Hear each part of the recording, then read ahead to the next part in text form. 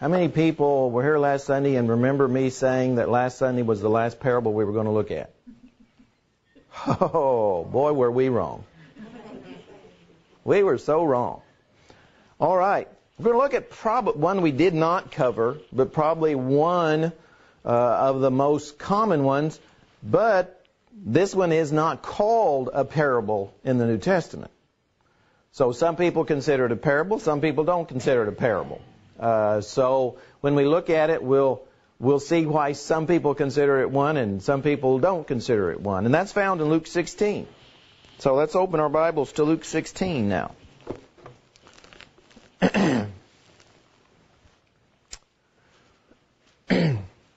Beginning in verse 19. It's one of them that is certainly talked about and preached on and so forth as much as any, but again, it's not always listed under the title of parables. It's the Rich Man and Lazarus. If we go back, I don't know how long ago it was we started parables, but when we go back, we talked about why Jesus taught in parables and some of the characteristics of parables. Rarely in parables are there people named. It's rare. That's one of the reasons why this is not considered a parable, is because there's actual names in it. For instance, Abraham and Lazarus. So that's why a lot of people don't consider this a parable. But either way, there are some great, great lessons to learn from it.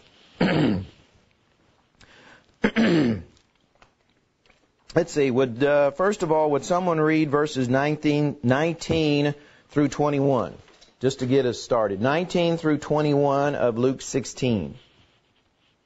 Now there was a certain rich man, and he richly dressed in purple and fine linen, gaily living in splendor every day. And a certain poor man named Lazarus was laid at the gate, covered with sores, and longing to be fed with the crumbs that were falling from the rich man's table. Besides, even the dogs were coming and licking his sores. Okay, there's the context, the background for the lesson that's to follow. Notice the details and the particulars. Again, that's another reason why it's often not called a parable, is because of how detailed this is. These two specific people. Notice there was a certain rich man. Not just there was a rich man, but there was a certain rich man. And then there was this particular beggar, this particular poor person. So again, those are some of the reasons. And these two couldn't be any different, could they? You're talking about the absolute extremes of the so-called economic scale. One very, very well off, and one that had absolutely nothing. One had everything in the world he needed and more. The other looked for crumbs every day. That's how bad off it was. And of course, there was no welfare state back in that first century. Beggars stayed beggars.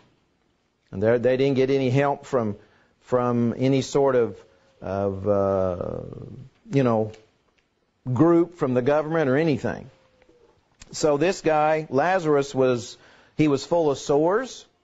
Again, there was no sort of health care that people like that could get. And all he was desiring to be fed with crumbs which fell from the rich man's table. And to make it even worse, dogs would come and lick his sores. There weren't really domesticated dogs like we have nowadays. They were almost wild back then that ran in the streets. So he couldn't be really in much worse shape. Whereas the rich man couldn't be in any better shape. Yes? He was laid at the gate, so if yeah. he wasn't an invalid, he at least couldn't travel yeah. on his own. Yeah. Yeah, he was in about as bad a shape as possible. Yes. Well, according to the law of Moses, too, any person that saw him, because they weren't commanded to go the tenfold tithe like we are. So any person that saw him, if they wanted to, they were under thing to give him a tenth of what they had. So the begging then was sort of a profession, Mm-hmm. kind of, sort of. people didn't enter it by choice, but they Yeah. could possibly survive. So that's the reason that in the temple there were always the people that wanted to be healed and Waiting to be healed. Yeah. right, because they'd stood by that door where the people with the money would go in, because if you're going to beg for money, it's better to beg for people that have got it. Yeah, that makes sense. Definitely. And so that's the reason. That's the reason he was at the rich man's door. He's hoping that the rich man would give him, take pity on him and give him some money. And he had, and basically was getting nothing, was he? So it was that the beggar died and was carried by the angels to Abraham's bosom. The rich man also died and was buried. So there's the way of all flesh, right? We all are headed to that same destiny, that same end. Rich or poor or everything in between, we are headed for that destiny to leave this world. And there's no preference. Death doesn't have a preference for rich or poor. Doesn't make any difference. So notice that the angels carried him to Abraham's bosom. We're going to talk about angels tonight in the second part of our series of lessons, and we're going to talk about that particular aspect of angels' work. So I'm not going to spend much time on it tonight. So that's what happened to the beggar. He was carried to Abraham's bosom.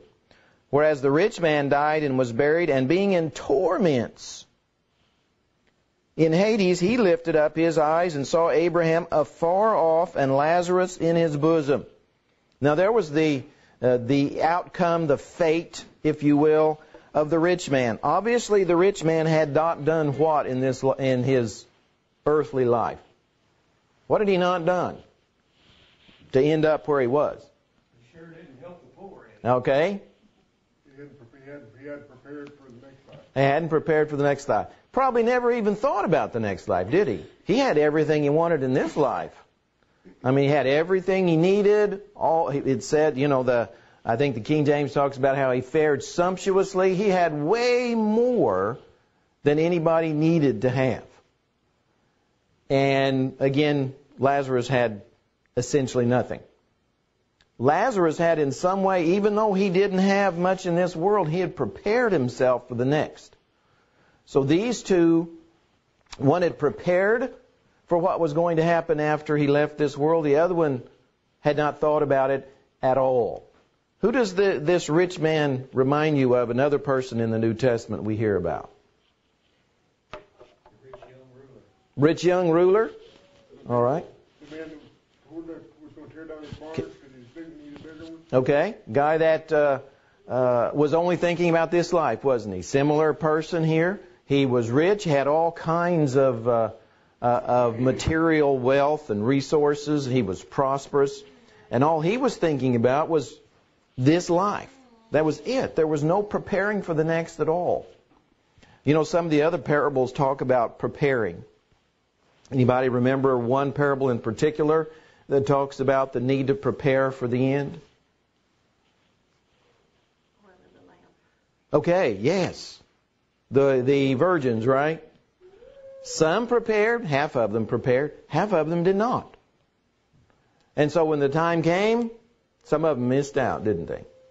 So these two men here, Lazarus and the beggar, one had prepared for the next life and one had not even thought about it, had not done anything. He thought this life was it. Live it up, eat, drink, and be merry. That whole philosophy, which certainly is believed by a large number of people in our society. So what happens? Well, the rich man finds himself, he's tormented. He is in such agony that he's tormented. And he says he lifts up his eyes and sees Abraham, but Abraham was not close. Abraham was a long way off. The idea of separation, right? Abraham and Lazarus was in a wonderful state, wonderful place of paradise, but not so the rich man. He saw them and he was in agony. There was a separation and he was in agony because of it. He was tormented because of it. So he cried and said, "Father Abraham, have mercy on me, and send Lazarus that he may dip the tip of his finger in water and cool my tongue, for I am tormented in this flame. Well, we learn a little more about why he was tormented, right? He describes it as he's tormented because he's in this flame. And think about all the places in the New Testament that describe eternal torment as a place where there's flame, where there's fire. Anybody remember any of those? How's the Bible describe? Of course, that's the final resting place that's described as a lake of what? Lake of fire, right? Toward the very end of book of Revelation in chapter 20. It says it's a lake of fire, but that's not the only place. Jesus talked about that final place being a place of fire and brimstone. So a lot of those descriptions of the final resting place. Now, of course, this is talking about in Hades, that world of departed spirits that is a place in between, because this is what happened to them. Not talking about heaven and hell, but more about that later. Luann wants us to have a Wednesday night class on that, and we're going to be doing that soon too. But anyway, he said he just wanted Lazarus to put the tip of his finger in water. You know, that's not much. Just to put the tip of your finger in water, that would help him. That's how bad it was for him. That's how tormented he was. So Abraham said, "Son," now remember he had called him Father Abraham in the prior verse. So Abraham returns and said, "Son, remember." This is one of the agonies, right? Remember how well you had it in this world, in this earth. Remember that in your lifetime you received your good things. That's the only good things he was going to get, was those things he had while he was on earth. That was it for him. He wasn't going to get any more. And likewise, Lazarus, evil things. But now he's comforted and you're tormented. As was brought up a while ago by Skip, this guy was brought to the rich man's house, or certainly these two knew each other, didn't they? No doubt about it. But the rich man had never done anything for him. The rich man could have provided all kinds of things for Lazarus, food and clothing and a place to be and all kinds of things, but he had ignored him. So he had opportunity after opportunity to help and chose not to. Remember when Jesus is talking about, I think it's in Matthew 25, where he talks about those two groups of people. And one of the groups of people, the ones that he says are going to be in everlasting pain and torment, everlasting hell, are those people who did not do what? Visit people in prison, clothe people who needed clothing, give food to people who were hungry, help people who were sick. He had a whole list of things, right? And he said, because you didn't do them to them, you weren't doing them to me. So Jesus in Matthew 25 says, when you do good works for people, whether it's giving them food or, any of those things, he says, you're doing them to me. Or when you don't do them to people, then that's like not doing them to me. So there's another instance where Jesus teaches the necessity of good works. We're not put on earth to just do stuff for ourselves. That's not what life's about. Life's about serving others and helping others and being there for others and doing good for others. It's not about ourselves. So, he says, because all you were concerned about was getting your good things, he says, all the good things you had in that world, that's it. You're not getting anything else. You're going to be in torment forever. You're going to be separated from God forever, separated from good things forever. And besides all this, he adds to it. Besides all this, between us and you. Remember, he saw Abraham afar off. He said, between us and you, there is a great gulf, and it's fixed. When someone dies, their destiny is fixed. You know, there's no purgatory, there's no praying for the dead, there's none of this. When someone dies, their destiny is fixed, and it's fixed forever, and there's no changing it. So Abraham says, know that that's fixed, so that those who want to pass from here to you cannot, nor can those from there pass to us. There is no passing. There's no changing. Fixed is fixed. Your destiny is fixed forever, eternally. There's no way to change it. Well, after hearing that there's no way Lazarus could go dip the tip of his finger and bring water, after hearing that, he says this, well, I beg you therefore, Father, that you would send him to my father's house. Why? Because I have 5 brothers, they were obviously still alive, that he may testify to them, lest they also come to this place of torment. There was at least one good thing about the guy. Once he realized that nobody could do anything for him, I mean, it was over for him. Nothing good ever. He was going to be in torment and pain forever. He says, well, please do something about my 5 brothers. They're still alive. Please go tell them not to come to this place. Tell them what it's like. Yes. See, that attitude is torment too. Oh, absolutely. Yeah, and that's what my conception of hell is, that, you know, if I go to heaven and my best friend didn't become a Christian, I'm not going to know that in heaven, because there's not going to be sorrow, any regret, or any in heaven.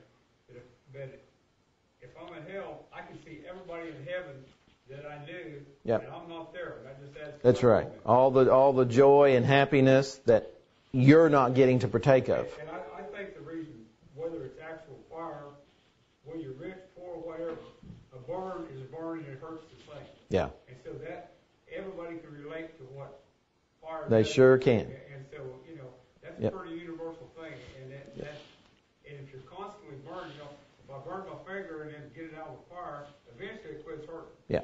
But this, you don't ever get it out of the fire. It's just That's right. continuous pain. Yeah, it's continuous. Never ending. That's so true.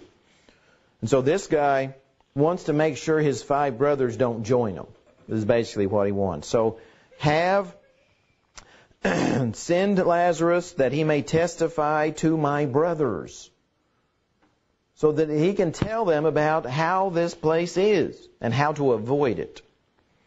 But Abraham said to him, they have Moses and the prophets, let them hear them. They have opportunities, don't they? That's what he's saying.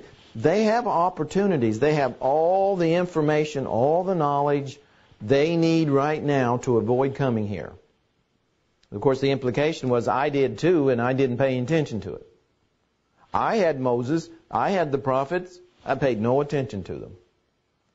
So he says, if someone will just go back. Well, Abraham says, no one needs to go back. They've got everything they need. Everything they need.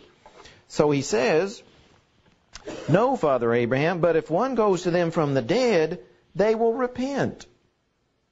They will repent. But he said to him, if they do not hear Moses and the prophets, neither will they be persuaded though one rise from the dead. Yes, go right ahead.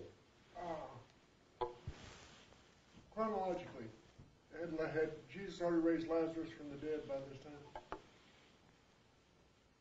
You mean back when he raised the brother? I don't know. Yeah, I don't. Yeah. I don't think it was the same Lazarus, no. Yeah. But I thought he might have been pointing back, you know, to the Lazarus. If Lazarus had already been raised from the dead, if people didn't believe, then it might be a... That's a good point, and I don't know. Okay, I don't know. No, that's a good point. Yes.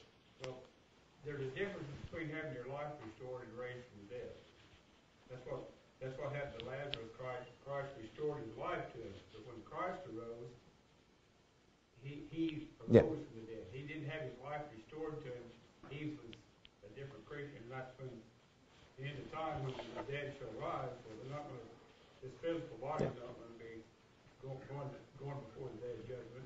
Going to be a resurrected body. That's true. So, I think there's a strong lesson here, and I know our time is starting to run out. There's a strong lesson here about how this is what we're responsible for. It says this is what we're responsible for. This is all we need. Which means we don't need any latter-day revelations, do we? This is it. Oh, I'm sorry, it. That's not going to force you to come to Him. Yep. You've got to come to Him on your own. That's right. And so this is all that's necessary for people, as in that case, to repent. It's all that's necessary. People do not need anything else. They don't need angels appearing to them. They don't need this. Because he says here, it wouldn't make any difference if someone rose from the dead. If they're not going to listen to this, they're not going to repent, even if they see someone rise from the dead. Yes? Well, that's the reason I've always believed that this was prophecy and not a parable. Because Jesus Yep. rose from the dead and people still Yep. didn't believe. Oh, yeah. Just think about that. Absolutely. Absolutely. Think about how many people did not believe.